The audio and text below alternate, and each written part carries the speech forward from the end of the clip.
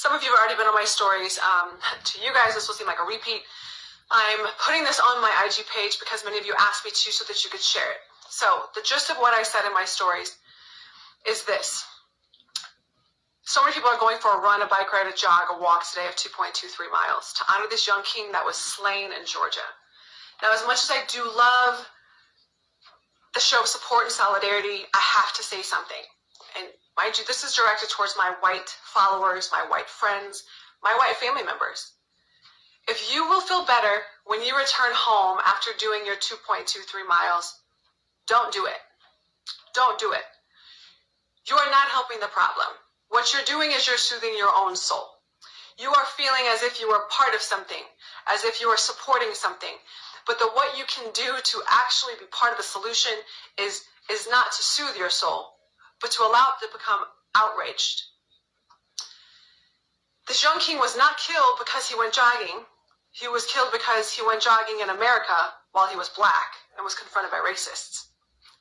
See, there's two different Americas, y'all. I've been saying it for a while. I've said it on my stories, and by the way, I've said it on my posts, and when I do, just so you guys know, I get a lot of shit in my DMs from racist people.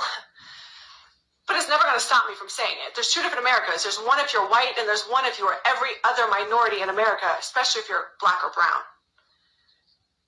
If you are not willing as a white person to confront racism in your neighborhood, at your workplace, in your friend group, or in your own family, you are part of the problem.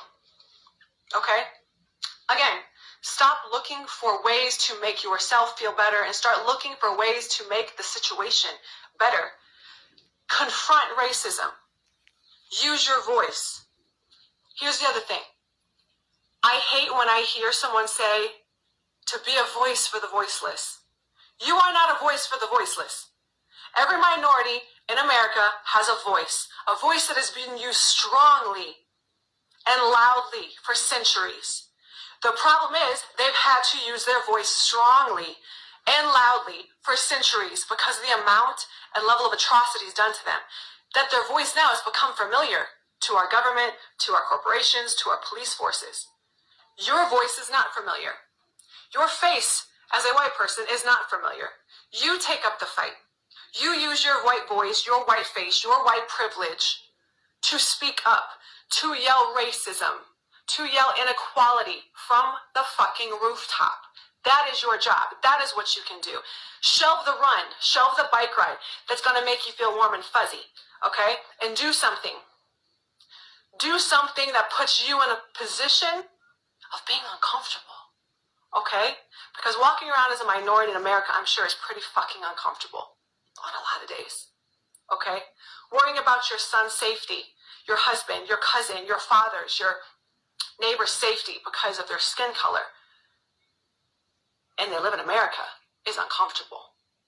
Take on some discomfort. Have the conversations. Confront the racisms and inequalities that you see in your life. That's where you start, white people.